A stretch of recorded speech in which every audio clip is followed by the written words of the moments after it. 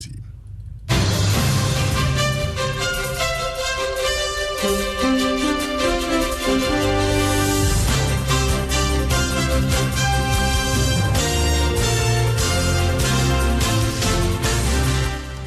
everyone, welcome to the Joy Business Report. Hello to our friends listening from Kofi Radio and KT Radio. Coming up this morning, prices of petrol and diesel likely to increase averagely by about 5.7% beginning tomorrow, August 16.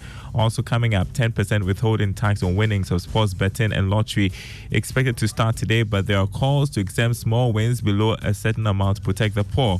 Plus, Citi expected to post a mixed performance this week as a widening inflation differential may pose depreciatory pressures. Details coming up.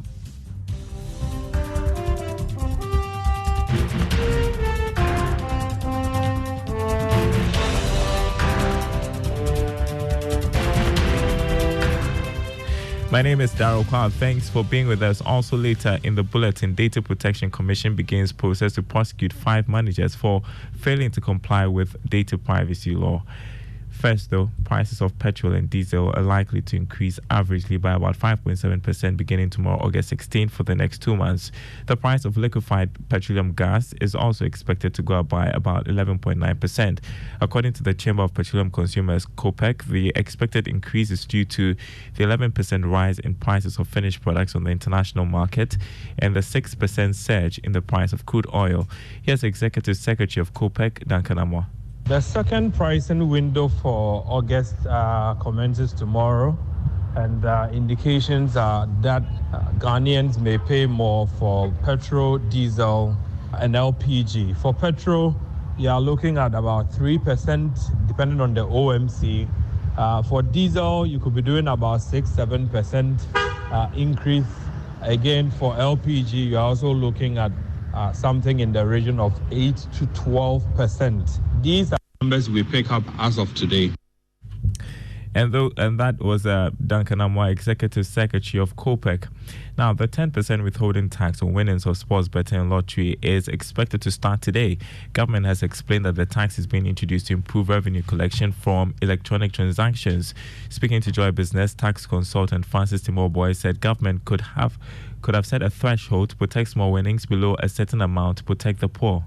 The only concern that I have is that the rate appears to be a little high. Remember that if you lose, we don't tax you.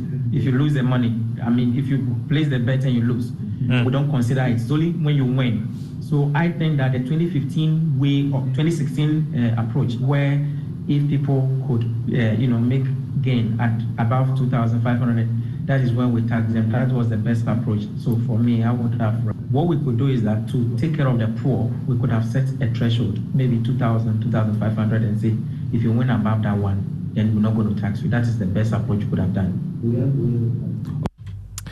That was tax consultant Francis Timoboy there. Now, the city is expected to post mixed performance this week as widening inflation differential may pose depreciatory pressures. This is expected to increase investments in dollar or fixed assets. The local currency remained stable against the US dollar last week with a mid-rate of 11 cedis 43 pesos at the close of trading last Friday. This kept its year-to-date loss at about 11% to the American greenback on the retail market. It, however, lost marginally against the dollar on the interbank market, bringing its year-to-date loss to about 21%. Now, on the currency market this morning, the dollar going for 11 cedis 43 pesos, the pound going for 14 cedis 85 pesos, and the euro trading at 12 cedis 45 pesos. In other news, some 5 managers and supervisors that were picked up by the Data Protection Commission for breaches will be made to face the law. According to the Commission, the matter has been transferred to the Attorney General's office after they were arrested Monday afternoon, and prosecution is expected to begin soon. Here's more. So far, the enforcement team has picked up managers of Quick Credit Limited, Bemwa Royal Hospital, Mawako Restaurant, and Hisense for questioning and legal action. According to the Commission, this is the beginning of many actions expected to be taken against the data collectors failing to comply with the law. Here is the Executive Director, Patricia Edusei-Poku, addressing the media before embarking on the exercise. They have had contact with us, and others have been brought on our radar by unsatisfied customers and Ghanaians reporting them them to us. And so we must take that action and get them compliant, falling into place. Head of Regulatory and Compliance, Quentin Akobetu, told Joy Business that Attorney General's department has been notified and ready to process them for court. What will happen, the Attorney General's office is aware of this raid and they'll be processed for court. As the law says, it's either they are fined or they are imprisoned. There was a little hesitation at the Hisense industrial area where the shop supervisor attempted to restrict the media from entry.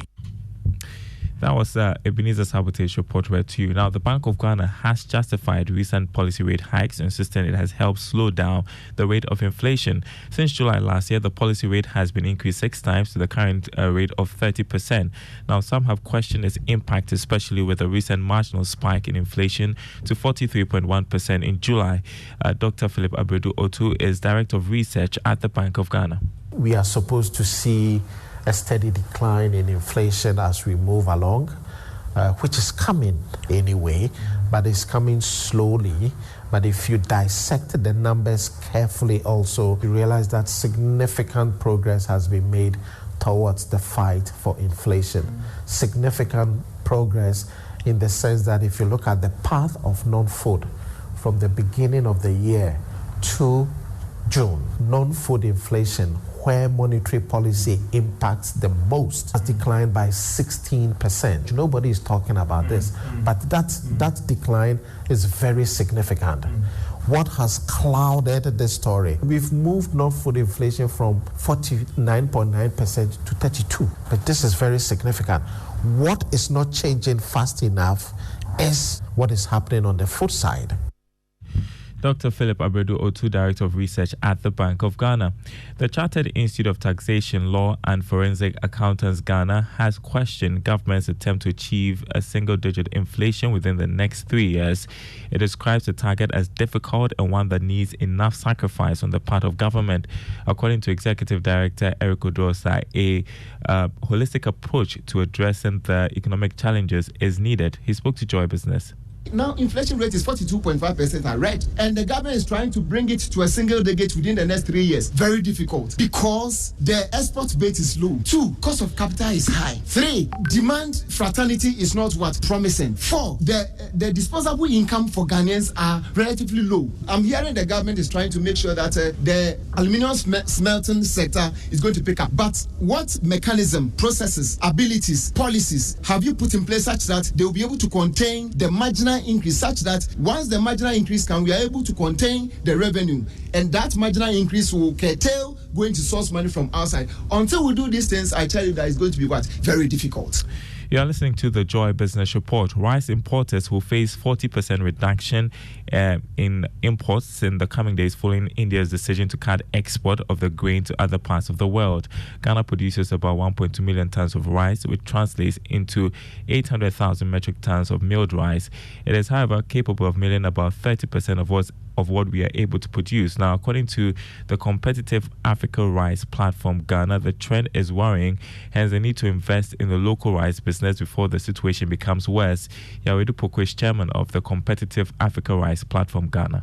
All those who import rice are going to have a 40% reduction in their imports. Ghana is no exception. But the question is that why should we be worried? From Greater Accra region all the way to the northeast and the northwest, anywhere you can grow rice. So it means that we have failed to do the necessary. That is why we should be worried. But the argument is that, really, do we have the capacity to produce rice to meet the gap that has been created as a result of the ban? We have the human capacity. We don't have the resource. We have been talking and talking all over.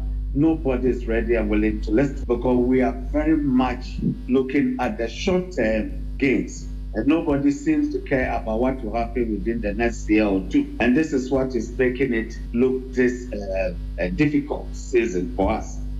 Chairman of the competitive Africa Rice platform Ghana, Yao Edupoko there.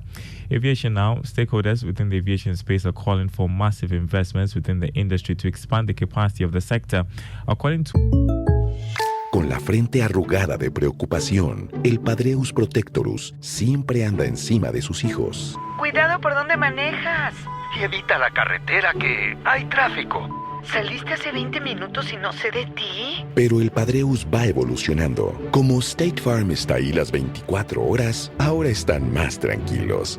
Mijo, nos vamos solos a Tulum. Como un buen vecino, State Farm está ahí. Llama para obtener una cotización hoy.